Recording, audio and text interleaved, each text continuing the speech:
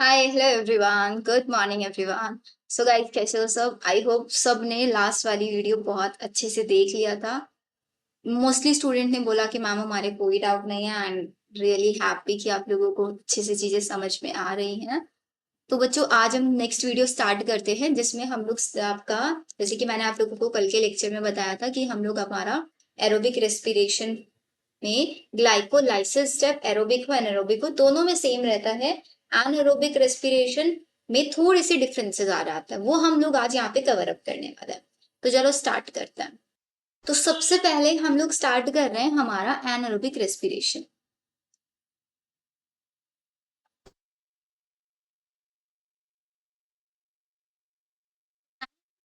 में क्या क्या स्टेप्स बताए थे मैंने आप लोगों को, जल्दी से बताओ। एक एल्कोहलिक फर्मेंटेशन बताया था, एक लैक्टिक एसिड फर्मेंटेशन बताया था। तो एल्कोहलिक फर्मेंटेशन और लैक्टिक एसिड फर्मेंटेशन में सबसे पहले हम स्टार्ट कर रहे हैं हमारा एल्कोहलिक फर्मेंटेशन। एल्कोहलिक फर्मेंटेशन का मतलब है फॉर्मेशन ऑफ एल्कोहल। एल्कोहल ही बनेगा। सबसे पहला इसके अंदर स्टेप क्या रहेगा? ग्लाइकोलाइसिस ही रहेगा। ग्लाइकोलाइसिस का मतलब है कि भाई मेरे पास ग्लूकोज मॉलिक्यूल है, वो ब्रेक डाउन होके दो पायरुविक एसिड बनवा देगा। ठीक है। तो अब ये पायरुविक एसिड का क्या होगा? सेकेंड स्टेप होगा यहाँ पे डीकार्बोक्सिलेशन। डीकार्बोक्सिलेशन में पायरुविक एसिड से रिमूवल ऑफ कार्बन डाइऑक्साइड कराएंगे, जो कि हमारा साइटोप्लाज्म में ही होगा अगेन। फिर नेक्स्ट थर्ड स्टेप यहाँ पे रहेगा रिडक्शन। तीन स्टेप प्रोसेस है, ग्लाइकोलाइसिस, डीकार्बोक्सिलेशन और रिडक्शन। अब देखते हैं, ग्लाइकोलाइसिस तो पढ़ा दिया था कल की क्लास में मैंने आप लोगों को। अब डीकार्बोक्सिलेशन में क्या होगा? तो डीकार्बोक्सिलेशन में मेरे पास पायरुविक एसिड है CH3CO COOH। एंजाइम बहुत ज्यादा इंपॉर्टेंट है, यहाँ पे याद रखना। Enzyme is your pyruvate decarboxylase. Pyruvate decarboxylase नाम से पता चल रहा है ना, डीकार्बोक्सिलेशन कराएगा। तो ये मेरे पास बनवा देगा 2CH3CHO, मतलब this is your acetaldehyde plus 2CO2। ये बना यहाँ पे, this is your pyruvic acid. Pyruvic acid से एसिटल डिहाइड बना डीकार्बोक्सिलेशन में। ठीक है। अब इसी एसिटल डिहाइड का मेरे को क्या कराना है? रिडक्शन कराना है। और आपको पता है केमिस्ट्री में इतना हम पढ़ते हैं, एल्डिहाइड का रिडक्शन कराएंगे तो क्या बनेगा? एसिड बनेगा। कराओ जरा। CH3CHO कितने मॉलिक्यूल्स हैं? दो। क्या बनेगा? टू इथेनॉल बनेगा ना, इथेनॉल लिखो। C2H5OH बनेगा प्लस 2NAD पॉजिटिव रिलीज होंगे। NAD पॉजिटिव किससे रिलीज होते हैं? NADH2 से। तो मेरे पास दो NADH2 होंगे यहाँ पे। NADH2 को NADH प्लस H पॉजिटिव भी हम लिख सकते हैं, ये हमने यूज किया। तो मेरे पास NAD पॉजिटिव यहाँ पे निकल गए। और एंजाइम कौन सा यूज करेंगे? एल्कोहल बनवा रहे हैं। तो एल्कोहल क्या करा रहे हैं? D hydrogenase. Alcohol dehydrogenase Zn+2 में वर्क करता है। और पायरुवेट डिकार्बोक्सिलेज मैग्नीशियम आयन की प्रेजेंस में वर्क करता है। ये बहुत इंपॉर्टेंट प्रोसेस है। यहाँ पे देखो CH3CHO से COH बन रहा है, this step is known as reduction. और यहाँ पे हाइड्रोजन रिमूव हो रहा है, this step is known as oxidation. Oxidation भी हो रहा है, रिडक्शन भी हो रहा है, दोनों स्टेप्स हो रहे हैं। तो क्या किया मैंने? एल्कोहल बनवा दिया, नहीं बनवा दिया? This is your alcohol, ethanol. ये इथेनॉल बनता है यहाँ पे। बताओ, आगे समझ? अब एनर्जी बताओ जरा। देखो, सिंपली समझना है, बहुत आराम से। ग्लूकोज से पायरुविक एसिड बना था, कितने एनर्जी बनी थी? 2 ATP बने थे प्लस 2 NADH2 बने थे। यही बना था, नहीं बना था? तो यहाँ पे 2 NADH2 मैंने कहा यूज कर लिए? ये रहे भाई 2 NADH2, ये यूज हो गए मेरे। बचा क्या? इन दोनों स्टेप में तो कुछ नहीं बना ना, कोई एनर्जी नहीं बनी। सिर्फ वो पायरुविक एसिड वाले के साथ जो 2 ATP बने थे वो एनर्जी मिली। तो टोटल गेन कितना है? टोटल गेन है सिर्फ और सिर्फ 2 एटीपी का कोई एनर्जी नहीं बनी, कुछ नहीं बना, है ना, एक वेस्टफुल टाइप से प्रोसेस। एग्री कर रहे हो? चलो, तो ये हुआ अल्कोहल वाला। लैक्टिक एसिड वाला भी देख लो जरा एक बार, लैक्टिक एसिड में क्या होगा।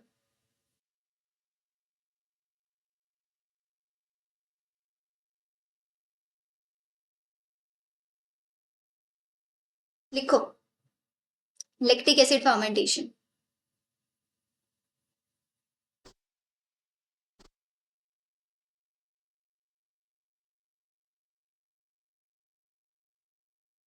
क्या होता है लैक्टिक एसिड फर्मेंटेशन में?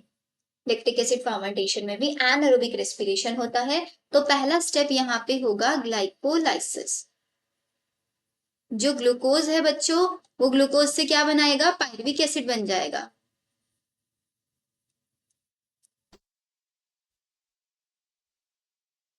ग्लूकोज से बनेगा पायरुविक एसिड। कितनी एनर्जी थी? 2 एटीपी प्लस 2 NaDH2।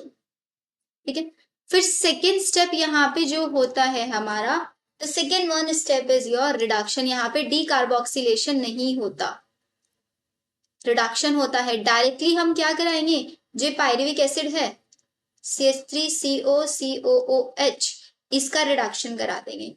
इसका रिडक्शन किसके प्रेजेंस में होगा? ये 2 NaDH2 हम यहाँ पे यूज करेंगे और क्या बना लेंगे? Lactic acid. What is the formula of lactic acid? CH3CHOH COOH plus NaD positive बन जाएगा। This is your lactic acid. ये हुआ। एंजाइम कौन सा यूज होगा? लैक्टिक नहीं, लैक्टेट डिहाइड्रोजिनेज। एंजाइम यूज होगा लैक्टेट डिहाइड्रोजिनेज। 2 मॉलिक्यूल्स थे तो 2 मॉलिक्यूल्स ही बनेंगे। This is your pyruvic acid. कोई एनर्जी बनी? एग्जैक्टली बनी, सिर्फ एटीपी, वही पायरुविक एसिड वाले। Total gain 2 ATP। हुआ ना वेस्टफुल प्रोसेस। एनारोबिक के अंदर सिर्फ 2 एटीपी बनता है। अब हम देखेंगे कि एरोबिक के अंदर क्या बनता है। ये इससे पहले एनसीईआरटी कराऊं?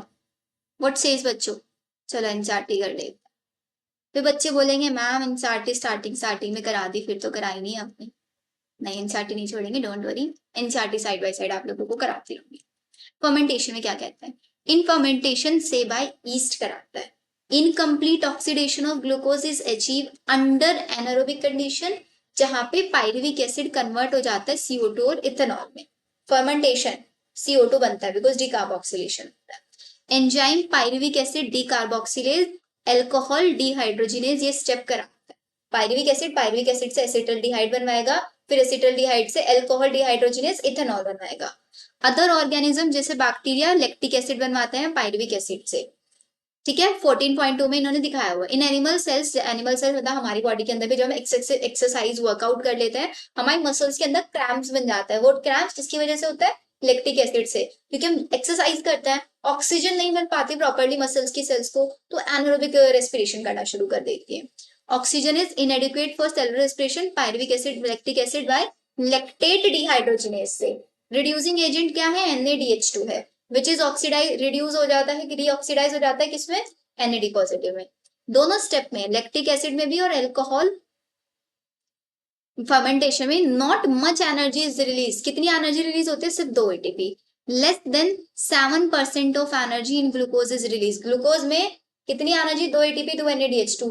एरोबिक में 38 ATP बनेंगे पूरे स्टेप में, यहाँ पे सिर्फ 2 ATP। Not all of its trap as heat energy bonds, सारी की सारी ट्रैप भी नहीं हो पाती। प्रोसेस बहुत हजार्डस है बिकॉज आइदर एल्कोहल, दोनों के दोनों पॉइजनस है।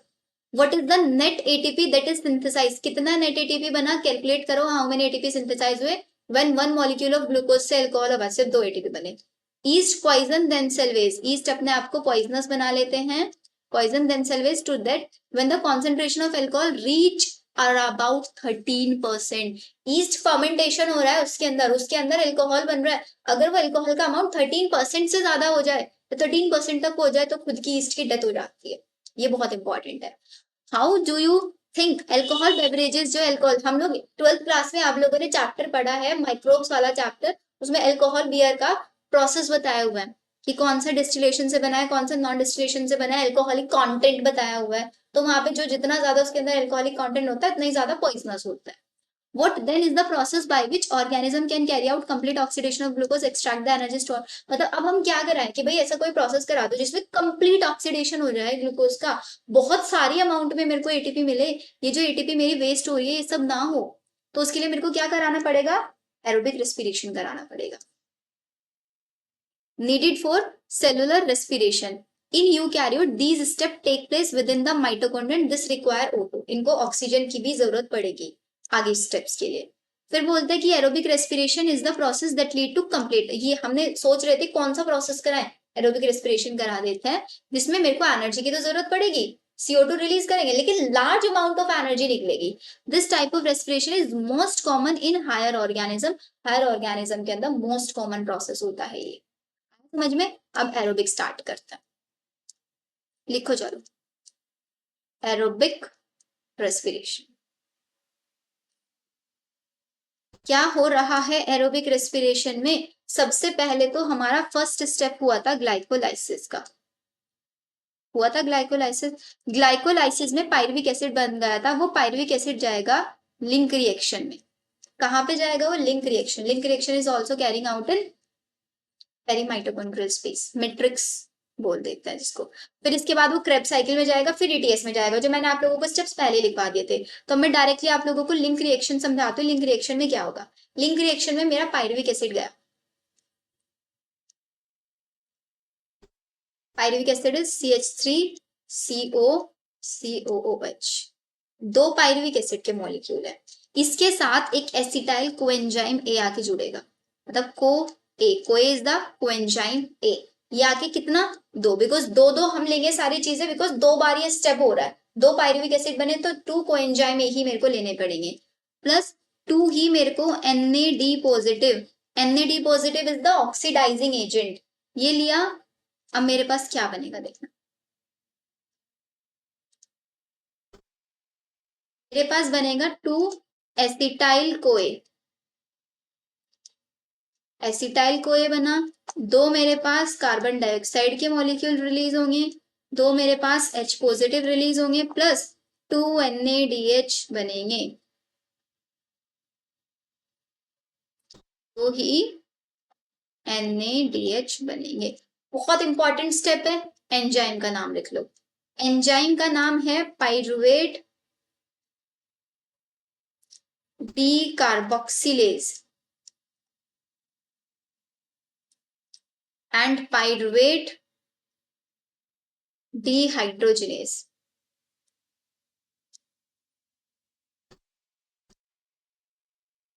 Pyruvic acid, 2 coenzyme A, NAD positive oxidizing agent, acetyl CoA बना, दो ऑक्सीजन रिलीज हुए, 2 NADH। तो मेरा टोटल गेन कितना हो गया यहाँ पे?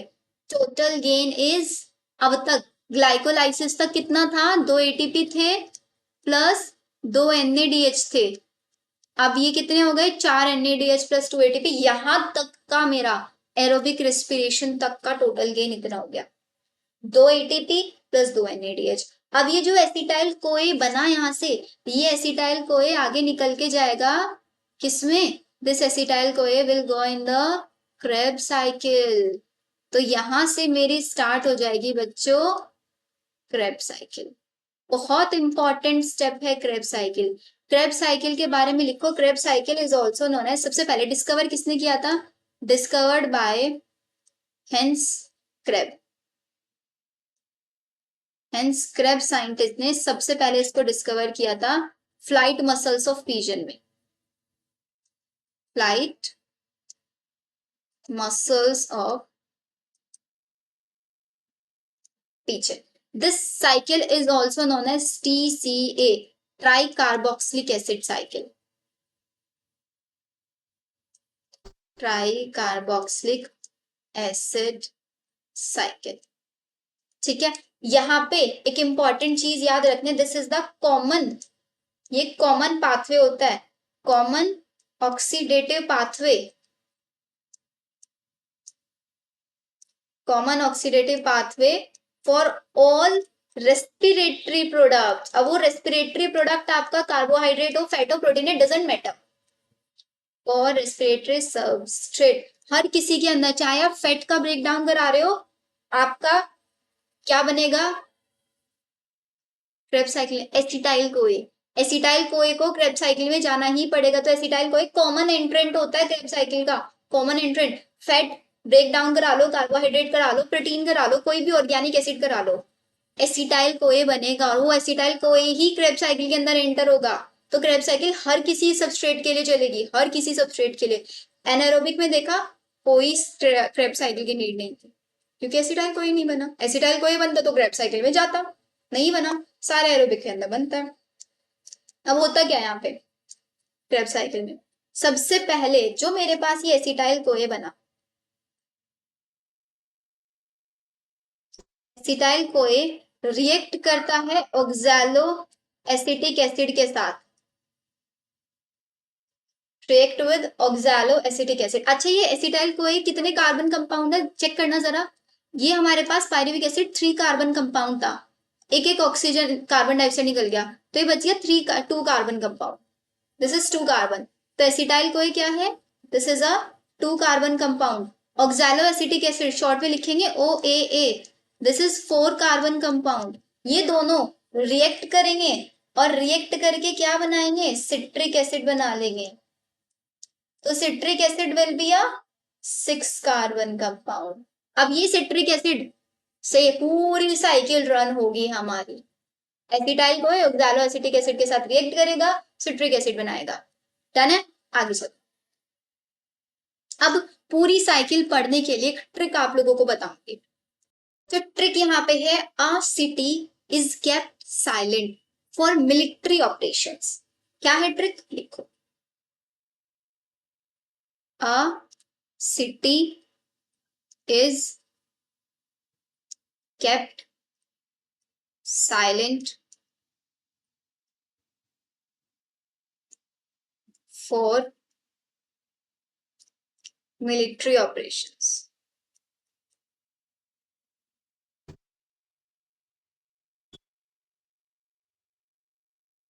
ए का मतलब होता है ए इज व्हाट? Acetyl CoA. क्या बनता है एसिटाइल कोए से? Citric acid. Is isocitric acid या isocitrate kept alpha keto glutaric acid.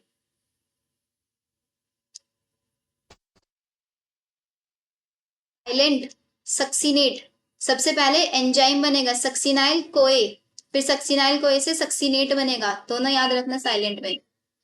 4 fumarate military mallet और operation oxalo acetic acid oxalate OAA oxalo acetate. आया समझ में? एसिटाइल कोए OAA के साथ रिएक्ट करेगा, सिट्रिक एसिड बनाएगा, फिर सिट्रिक एसिड से आगे isocitrate, then alpha ketoglutaric acid, then succinyl CoA, then succinate, then fumarate, then malate, then OAA। Done है? चलो अब लिखो इसको जल्दी से। सबसे पहले एसिटाइल कोए, स्पेलिंग बड़ी गड़बड़ करती हूँ मैं लिखते time. Acetyl CoA, acetyl CoA ने किसके साथ रिएक्ट करेगा? Acetyl CoA oxalo, oxalo acetic acid इधर से आएगा, एसिटिक एसिड। ये दोनों रिएक्ट करेंगे आपस में और रिएक्ट करके क्या बनाएंगे? क्या बनाएंगे? A city citrate is kept isocitrate kept alpha ketoglutaric acid या फिर alpha ketoglutarate is kept silent, silent means सबसे पहले एंजाइम सक्सीनाइल कोए, फिर succinate is kept silent 4 fumarate, military, malate and operation. बताओ, आया यहाँ तक? साइकिल ड्रॉ करनी आ गई। अब जिसको साइकिल ड्रॉ करनी आ गया अब उसको ये भी समझ में आ जाएगा, अल्फा कीटोग्लूटारिक एसिड नहीं दिख रहा है ना, थोड़ा सा होगा, ये लिख लो, अल्फा कीटोग्लूटारेट। अब जिसको ये समझ में आ गया अब उसको ये भी समझ में आ जाएगा कौन से स्टेप पे क्या क्या बनेगा। बहुत इजीली समझाऊंगी, सिंपली आराम आराम से समझना।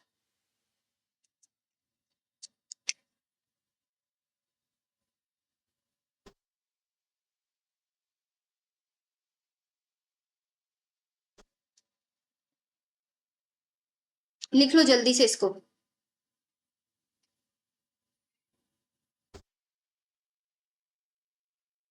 थोड़ा शॉर्ट करके दिखा देती हूँ, ये देखो। ट्रिक भी लिख लेना साथ में, याद रहेगा, भूलोगे नहीं।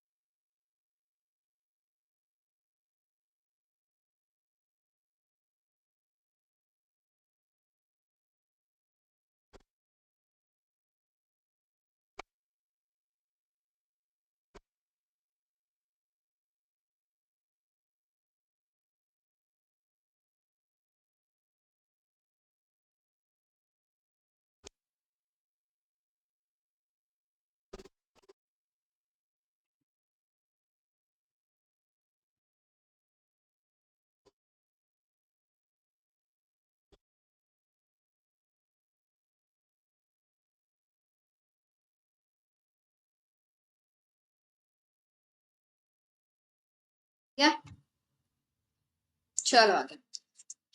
अब देखते हैं किस स्टेप पे क्या क्या वर्क करेगा। तो सबसे पहले जो मैं हमेशा खुद भी याद रखती हूँ, अल्फा कीटोग्लूटारेट की कैप्ट, किसी चीज को रखने में ज्यादा मेहनत लगती है, तो इस स्टेप से पहले मेरे को ज्यादा एनर्जी चाहिएगी, तो इस स्टेप से पहले दो NaDH2 रिलीज होंगे और इस स्टेप के बाद भी NaDH2 रिलीज होगा। अब आप बोलोगे मैम दो क्यों बोल रहे हो? क्योंकि भाई दो एसिटाइल को है, ये साइकिल दो बार रन कराएगी, या तो इनके आगे दो लिख लो या बाद में मल्टीप्लाई बाय 2 कर देना, वो आपके ऊपर डिपेंड करता है। NaDH2 बनेगा NaD पॉजिटिव से, यहाँ पे भी NaD पॉजिटिव से बनेगा। ये NaD पॉजिटिव आ कहां से रहा है बाद में समझाऊंगी, जब मैं ETS आपको समझाऊंगी। ये सब साइकिल की फॉर्म में चलता है, क्योंकि NaDH बनते, NaD पॉजिटिव बनते नहीं है कहीं से, यही रिसाइकिल होते रहता है। रिसाइकलिंग बहुत इंपॉर्टेंट है यहाँ पे।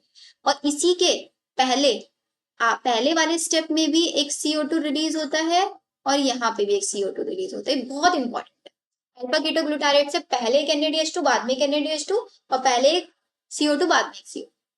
डन।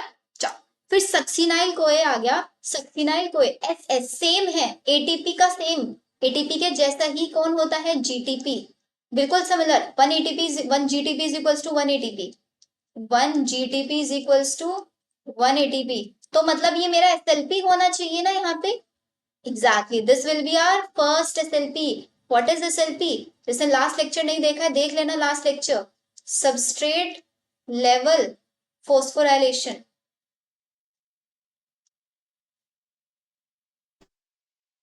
सबस्ट्रेट लेवल पहली बार डायरेक्ट ATP सिंथेसिस हुआ, ठीक है।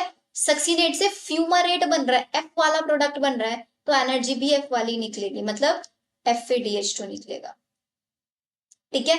FADH2। सक्सीनेट से फ्यूमारेट बनाने में एक एंजाइम यूज होता है जो बहुत इंपॉर्टेंट रोल दिखाता है, this is known as succinate dehydrogenase.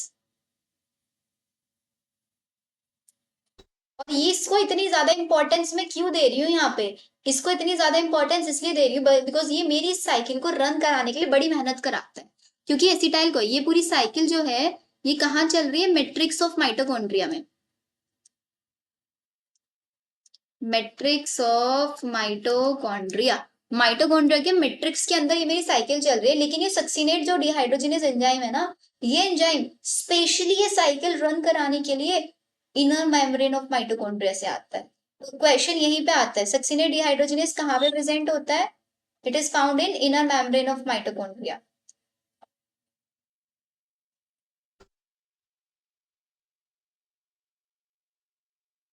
Inner membrane of mito, वहां से ये साइकिल रन कराने के लिए यहाँ पे आता है। फ्यूमरेट से मैलेट बनता है, एफ से एम, एम वाला कोई एनर्जी नहीं होती इसलिए नहीं मिलती। मैलेट से जब ऑक्सालो एसीटेट बनता है तब मेरे को फिर एक NaDH2 मिलता है। टोटल एक साइकिल में मेरे को कितने NaDH2 मिले?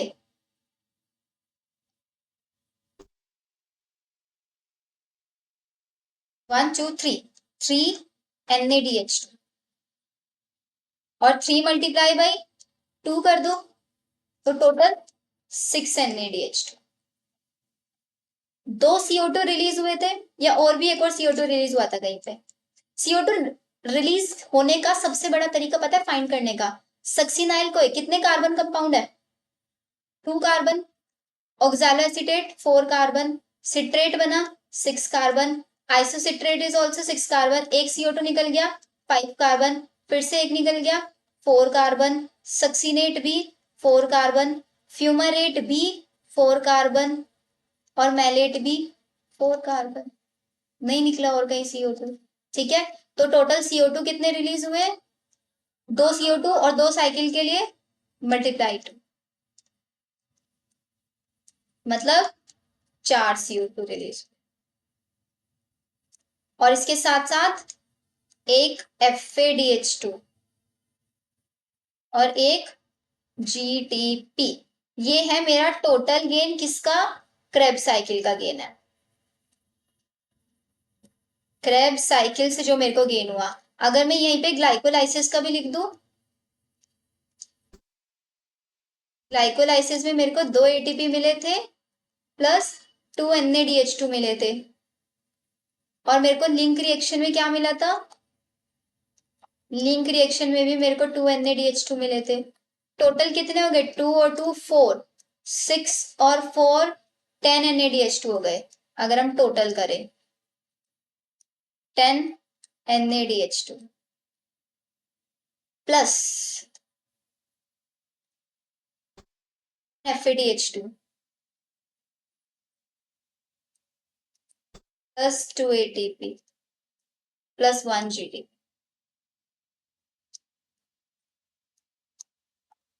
बताना जरा अब सही है क्या?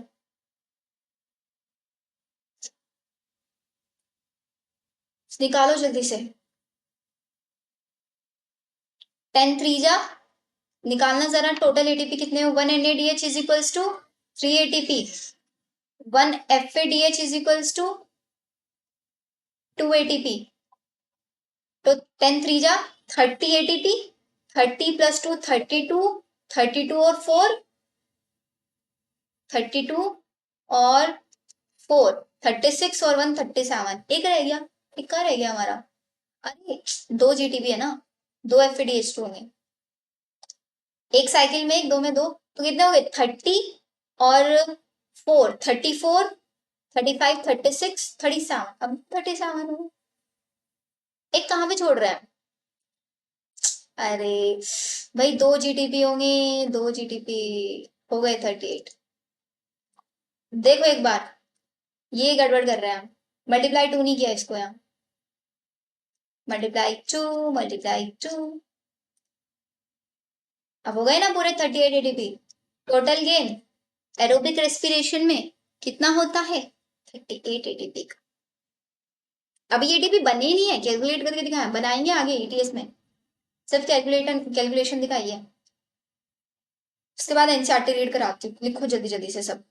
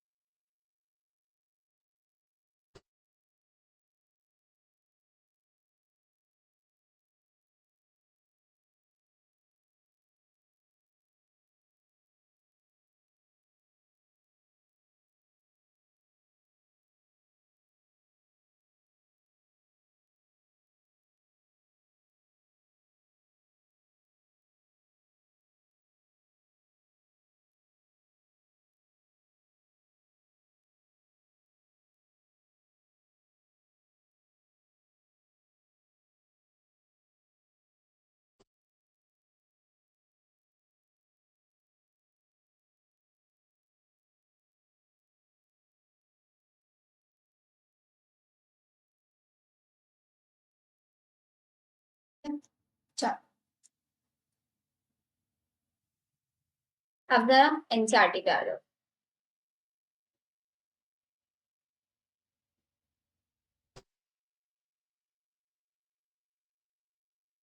हम लोगों ने रीड कर लिया था, यहाँ देखते हैं।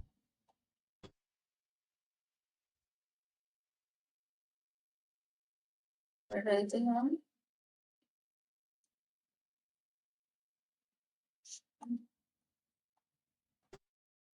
या 10वां एरोबिक हमने स्टार्ट किया। तो अब देखते हैं एनसीईआरटी एरोबिक के बारे में क्या लिखती है। तो एनसीईआरटी ये लिखती है भाई, for aerobic respiration to take place within the mitochondria. Mitochondria के अंदर अगर मैं चाहती हूँ एरोबिक रेस्पिरेशन हो कहीं पे माइटोकॉन्ड्रिया के मैट्रिक्स में, कहीं ना मेम्ब्रेन में, फाइनल प्रोडक्ट जो है ग्लाइकोलाइसिस का पायरुवेट का, उसको साइटोप्लाज्म से मेरे को माइटोकॉन्ड्रिया में शिफ्ट करना पड़ेगा। The crucial events in aerobic respiration में क्रूशियल इवेंट्स क्या है, हमें सबसे पहले पायरुवेट का कंप्लीट ऑक्सीडेशन कराना है, स्टेप वाइज रिमूवल कराना है हाइड्रोजन एटम्स का, leaving 3 molecules of O2। O2 के 3 मॉलिक्यूल्स रिलीज होंगे। Passing on of the electron removed as part of the hydrogen atom to molecular O2 with simultaneous synthesis of A2। Electrons को हम pass on कराएंगे as part of the, ये ETS में समझाऊंगी इस step को। आगे देख, फिर ये कहते हैं what is interesting to note is that the final process take place in the matrix of the mitochondria, कि हमारा जो फाइनल प्रोसेस होता है रेस्पिरेशन को माइटोकॉन्ड्रिया के अंदर होता है, while the second process is located on the inner membrane of mitochondria, जो कि ETS होगा। फर्स्ट स्टेप क्रेब्स साइकिल जो मैट्रिक्स में हुआ, जिसके लिए एक एंजाइम था succinate dehydrogenase, inner membrane of mitochondria से मेरे को बुलाना पड़ा कराने के लिए। और फाइनल प्रोसेस, सेकेंड प्रोसेस जो होगा वो ETS होगा। Pyruvate which is form by the glycolytic catabolism of carbohydrate in the cytosol मतलब cytoplasm, after it enter into mitochondrial matrix undergo oxidative decarboxylation होता है by a complex set of reaction catalysed by pyruvate dehydrogenase link reaction के बारे में हमको बता रहे हैं। The reaction catalysed by pyruvic dehydrogenase require the participation of several coenzymes, चाहिए होता है जो मैंने आपको लिखवा दिए थे, कोएंजाइम हो NAD पॉजिटिव। इन्होंने यहाँ पे स्टेप सिर्फ एक पायरुविक के लिए लिखा हुआ है, आप आगे मल्टीप्लाई बाय 2 करके 2 के लिए लिख लेना। During this process 2 molecules of NAD positive are produced from the metabolism। 2 molecule of pyruvic acid से 2 molecule of NADH निकलेंगे और 2 molecules of CO2 निकलेंगे। आगे क्रेब्स साइकिल जब मैंने बताया वहां पे कितने निकल रहे थे, पर एसिटाइल कोए 2 मॉलिक्यूल निकल रहे थे, पर एसिटाइल कोए 2, तो टोटल वहां पे 4 और 2 यहाँ पे, तो 4 और 2 6, 6 मॉलिक्यूल्स ऑफ CO2 जो कि हमारी रिएक्शन में भी आता है 6CO2 प्लस 6H2O।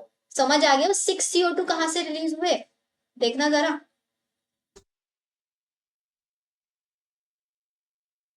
रिएक्शन यही तो लिखता है ना हम लोग, C6H12O6 plus O2, 6O2 CO2 plus H2O, 6CO2 plus 6H2O, ऐसे ही कुछ कुछ लिखता है, लिखता है।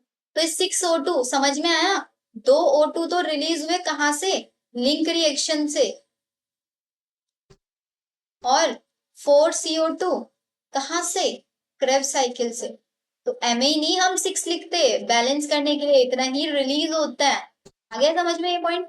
चल फिर आता है कि भाई फाइन जो एसिटाइल को है एक कॉमन पाथवे में एंटर करता है, TCA जिसको हम बोलते हैं, क्रेब्स साइकिल भी इसको, हेंस क्रेब्स साइंटिस्ट ने उसको डिस्कवर किया था, सबसे पहले बताया था। TCA क्या होता है, TCA पढ़ो। TCA cycle start with the condensation of acetyl group with oxaloacetic acid जो कि एक 4 कार्बन कंपाउंड है, and water to yield citric acid, citric acid बनता है। The reaction is catalyzed by the enzyme citrate synthase, ये enzyme भी लिख लेना, जो सिट्रिक एसिड बनता है सिट्रेट सिंथेज एंजाइम की हेल्प से। मॉलिक्यूल को एंजाइम ए रिलीज होता है, सिट्रेट आइसोमराइज होता है आइसोसिट्रेट में, फिर 2 सक्सेसिव स्टेप पे डीकार्बोक्सिलेशन होता है। कौन सा स्टेप है जिसमें 2 सक्सेसिव स्टेप ऑफ डीकार्बोक्सिलेशन है, या क्या बनता है वहां पे, अल्फा कीटोग्लूटारिक एसिड, पहले भी बाद में भी 2 सक्सेसिव स्टेप में बन रहा है, बहुत इंपॉर्टेंट है ये लाइन। तो बोल रहे हैं अल्फा कीटोग्लूटारिक एसिड से सक्सिनाइल कोए बनेगा, in the remaining step of citric acid cycle succinyl CoA oxidise हो जाएगा OAA में, पहले सक्सिनेट फिर is kept silent, four, fumarate, military, malate, ये सब बनेगा एंड वही साइकिल कंटिन्यू होती रहेगी। During the conversion of succinyl CoA से सक्सिनिक एसिड बनेगा, जहां पे एक जीटीपी रिलीज होगा, इसीलिए इसको पहली बार एटीपी रिलीज हो रहा है, मतलब पहली बार डायरेक्ट एटीपी बन रहा है। That's why it is known as substrate level phosphorylation. In a coupled reaction GTP is converted into GDP. GTP convert होता है जीडीपी के अंदर with simultaneous synthesis of ATP from ADP, जहां पे एडीपी से एटीपी बनता है। देयर आर 3 स्टेप्स, जहां पे हमारा अल्फा कीटोग्लूटारिक एसिड पे सक्सेसिव पे, और एक हमारा जहां पे ऑक्सैलो एसिटिक बन रहा था वहां पे एक NADH2 रिलीज होता है, और एक FADH2 फ्यूमरेट वाले स्टेप पे। The continue oxidation of succinyl CoA via the T cell require the continue replenishment of oxaloacetic acid. Oxaloacetic acid बाहर से नहीं आता, यहीं पे बनता रहता है, ठीक है। The first member of the cycle. In addition it is also required degeneration of NAD positive FAD from FADH DH2 respectively. The summary reaction of this phase of may be written as follow. summary इन्होंने यहाँ पे दे दिया है, देखो pyruvate था, pyruvate 3 carbon compound NAD positive से NADH बनता, मतलब ये लिंक रिएक्शन। फिर ऑक्सैलो एसिटिक एसिड आया, सिट्रिक एसिड बना, CO2 एक यहाँ पे रिलीज हुआ, NADH2 अल्फा कीटोग्लूटारिक एसिड एक बाद में, इन्होंने आइसोसिट्रेट वाला स्टेप छोड़ दिया यहाँ पे, इसलिए डायरेक्ट यहाँ पे दिखाया हुआ है। फिर अल्फा कीटोग्लूटारिक एसिड से सक्सिनाइल कोए बनेगा, जिसमें जीडीपी रिलीज होगा। देन फिर उससे सक्सिनिक एसिड, सक्सिनिक एसिड से फ्यूमारेट बनेगा, उस स्टेप में FADH2 रिलीज होगा। फिर मैलेट बनेगा, मैलेट से जब बनता है फिर अगेन NADH2। पूरा स्टेप समझ में आ गया, एक एक लाइन सबको क्लियर है। अब ये रिएक्शन में बच्चे बड़े कंफ्यूज होता है। एक pyruvic acid, 4 NADH, FADH, 2H2O, ADP plus, मतलब जितनी चीजें हमने यूज करी वो लिखी हुई हैं। माइटोकॉन्ड्रियल मैट्रिक्स में 3 CO2 बने, 3 कैसे बने देखना जरा भाई, एक यहाँ पे बना, एक यहाँ पे बना, और एक ये बना, लिंक रिएक्शन। तो मतलब ये रिएक्शन वो है पूरी link reaction plus Krebs cycle, दोनों को लिख के दी हुई है इन्होंने, सिर्फ और सिर्फ क्रेब्स साइकिल नहीं है, इसलिए बच्चे कंफ्यूज होते हैं मैम 3CO2, अगर 2 पायरुविक एसिड ले लेंगे तो टोटल 6CO2 हो जाएंगे, हो जाएंगे नहीं हो जाएंगे। NADH2, 2 NADH2 ऊपर, मतलब एक ऊपर बना और 3 नीचे बने, तो 3 FADH, 4 FADH चाहिए ना, सॉरी 4 ही NADH चाहिए, क्योंकि देखो ना, एक ये बना, एक ये बना, एक ये बना, एक ये बना, 4 बार NADH2 बन रहा है, तो 4 ही NAD पॉजिटिव चाहिए। एक FADH2 बन रहा है तो एक ही FADH चाहिएगा, 2 वाटर मॉलिक्यूल्स चाहिए ADP plus inorganic phosphate GTP बनवाने के लिए। ये बन गए हमारे यहाँ, सिंपल, ठीक है। अब ये पढ़ो, we will till now seen the glucose has been broken down to release CO2। Glucose break down होकर CO2 बना लिया, 8 मॉलिक्यूल्स बन गई, ये सारा का सारा मैंने आप लोगों को बता दिया है। Just take 5 minutes and think about this कि ये सही है या नहीं है, कहीं पे कोई डाउट तो नहीं आ रहा है आप लोग। टाइम लो एंड देन विल सी कि आज ही ETS फिनिश करना है या नहीं करना, हो जाएगा। वैसे ETS ज्यादा कॉम्प्लिकेटेड नहीं है, सिंपल सा प्रोसेस।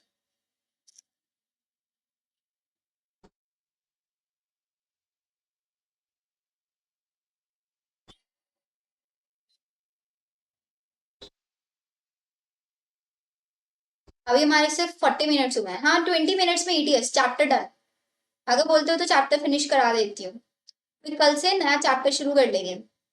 कल से कौन सा चैप्टर करना है, फोटोसिंथेसिस इन हायर प्लांट।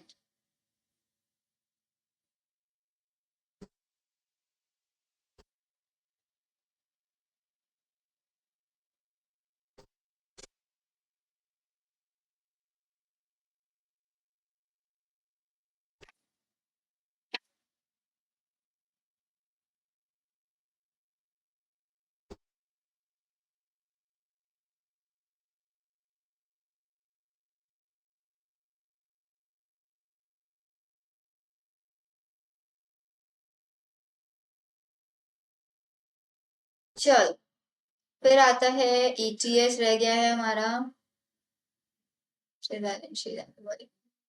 एक काम करते हैं नेक्स्ट में ही फिनिश करेंगे इसको। नेक्स्ट में फिनिश करेंगे, आज इतना ही पढ़ लो, इसी का DPP मैं आपको भेज दूंगी। हो सकता है कि आज ही इवनिंग तक मैं आप लोगों को वीडियो दे दूं एक और, तो आज ही आपका ये चैप्टर फिनिश हो जाए। टेंशन नहीं लेना है, आपकी PGIMR की रिस्पॉन्सिबिलिटी मेरी है, 12th आप रिकॉर्डेड सेशन से कर लो फिनिश। जो जो आपको चैप्टर में डिफिकल्टी आएगा, आप सिर्फ मेरे को चैप्टर का नाम बता देना कमेंट सेक्शन में, मैं वो चैप्टर की वीडियो आप लोगों को प्रोवाइड, ठीक है। वीडियो अच्छी लगे तो लाइक करना, शेयर करना एंड अपना फीडबैक जरूर शेयर करना, सो दैट मैं आपके लिए ऐसी ऐसी वीडियोस कंटिन्यू रखती रहूं। मिलते हैं नेक्स्ट वीडियो में, बाय बाय।